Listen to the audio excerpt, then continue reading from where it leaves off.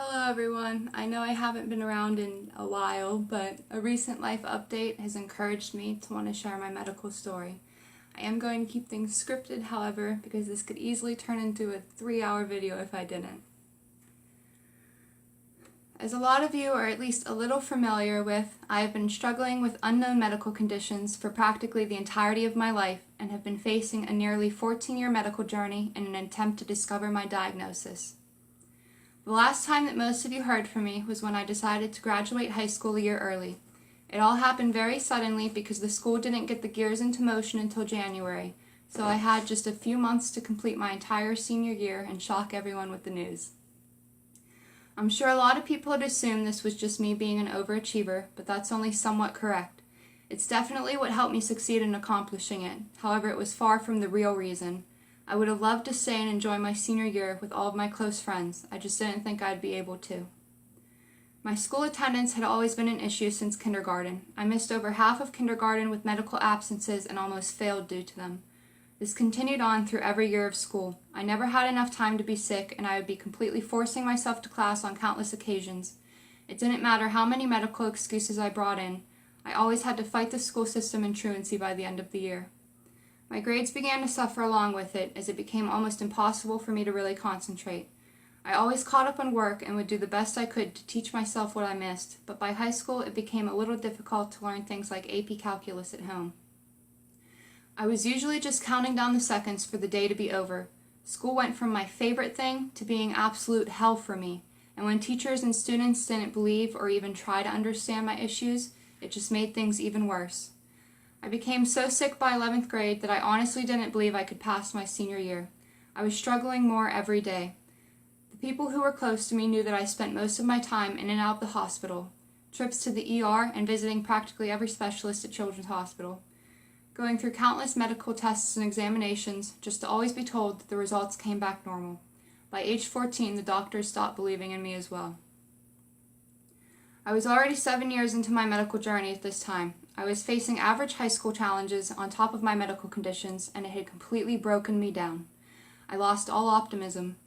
Having dozens of professionals tell me it was just all in my head was driving me to the point of madness. I felt like my pain was completely invalid. I felt utterly hopeless, and worst of all, alone. I completely gave up on myself, and I put a stop to all medical appointments.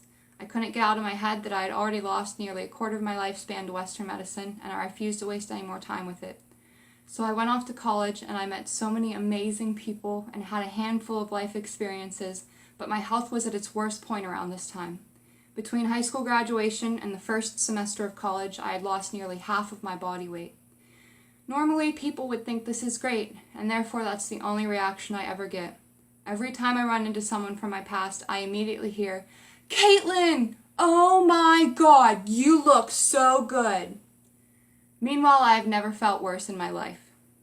I lost the weight because every single morning for a year and a half, I vomited up an overproduction of stomach acid and bile for up to 7 hours every morning, sometimes more. I would be stuck on the bathroom floor with my face in the toilet. It would happen like clockwork around 6 to 7 a.m., waking me out of my sleep and forcing me to run to the bathroom.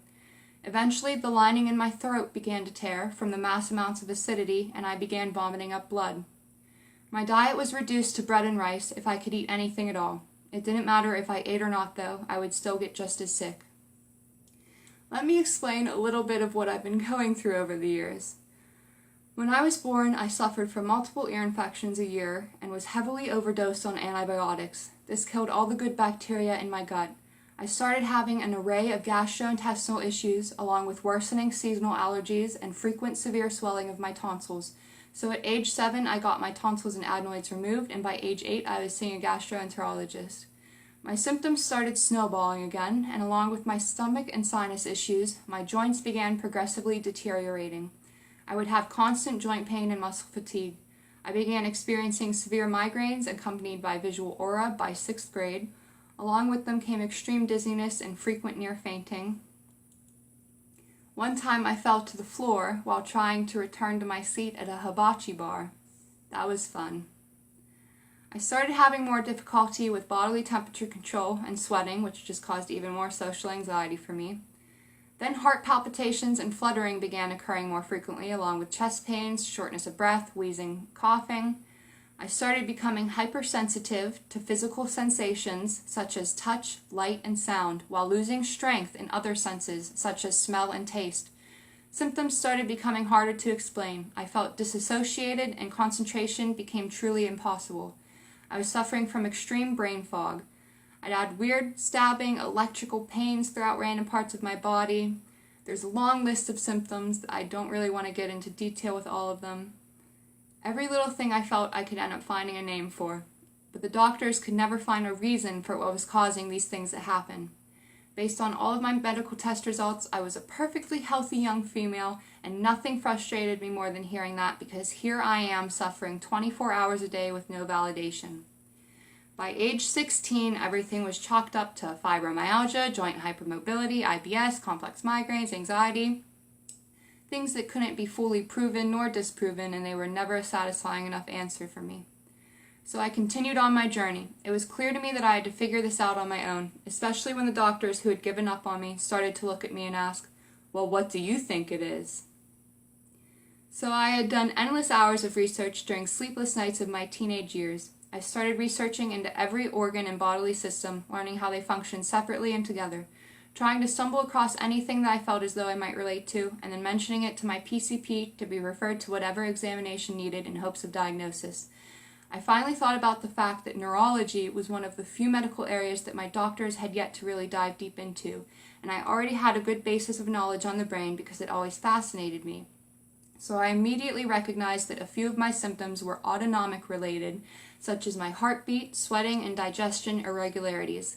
A simple way to explain this brain terminology is that the autonomic nervous system is what controls everything that you don't have to think about. It regulates involuntary actions that allow your body to function, like your heart pumping and blood pressure, or digestion and temperature regulation. It essentially has control over every part of your body. So I started researching through a list of autonomic dysfunctions and checked to see if I matched any of the symptoms of any of them, and that's when I came across POTS. POTS can be a little confusing to understand even after it being explained. Since it can affect every system of the body, typically every patient experiences it differently, making it even more difficult to recognize and diagnose. And there is no current cure or specific effective treatment. The main focus is symptom management and improving quality of life. POTS stands for Postural Orthostatic Tachycardia Syndrome. Postural means the condition is related to the posture of the body. Orthostatic also suggests the body's position is involved and refers to dizziness and a sudden drop in blood pressure. Tachycardia means a rapid heartbeat, generally over 100 beats per minute, and syndromes are a group of symptoms that are often seen together. The simplest way that I can explain it is that my autonomic nervous system does not act the way it's supposed to. Everyone's blood flow is affected by gravity, but my body does not respond to it properly. When you stand, gravity pulls your blood down towards your feet, but then your brain kicks in and tells the blood to come back up and keep going where it's supposed to be. But for me, my brain doesn't do that. My lazy brain allows the blood to stay down in my legs and feet. This causes a number of different organs to stop functioning properly as well. The immediate effect is that within seconds upon standing, I feel faint, lose most of my vision, and feel widespread weakness. I get a lot of pressure in my head that often leads to a lasting headache. My blood pressure rises significantly, and my pulse immediately raises 30 to 40 beats per minute. Now, if I were to lay down, my body would begin to function properly again. It's the frequent positional changes that can cause me to become very ill due to the rapid fluctuations occurring inside of me. Long-term complications arise after minimal amounts of activity, which tends to happen daily because I do not just stay in bed all day, even though I would really love to. A really good website that I have found that can explain more about POTS is myheart.net, and I'll leave a link below. They have compiled statistical information that comes directly from those who have been diagnosed with POTS. What is most interesting, in my opinion, is that it took patients over 5 years, seeing 15 or more specialists to receive their diagnosis, and 78.5% of patients were blamed on a psychological diagnosis, told it was just anxiety or depression at some point. This is truly upsetting information to me, to know that so many others are out there suffering the same way that I have with Western medicine, and to know that most of them are not are most likely not outspoken enough or educated on the matter to be able to stand up for how they feel. I want to be their voice. As of right now, I am still seeing multiple specialists to continue medical tests and have been working close with my PCP to continue piecing together my puzzle of finding all the answers because unfortunately some complications have yet to be explained. My joints continue to deteriorate, and not too long ago I was told that I will need hand surgery sooner than later in life, which is terrifying for me as an artist, and I decided to just learn how to use my left hand. Recently, I had 5 appointments in 10 days, and I've had at least 1 appointment every week for going on 6 months now. It is definitely very tiring as always, but now during appointments I have a newfound sense of validation along with solidified confidence in my medical knowledge. If the doctor ends up being a jerk, then I know not to blame myself in the way I'm feeling, and to move on to my next opinion. That's the crazy part about it. They're really just all making opinions. That's why they say, go for a second opinion. The only one that knows the facts about how your body is feeling is you. So if you know something isn't right, then please keep fighting until you figure out what it is and never feel alone. If you do, please try to reach out to others, anyone, friends or family, even random people, such as structured support groups. The internet is often a very toxic place, but surprisingly there are some very good resources for guidance and support buried deep in the web.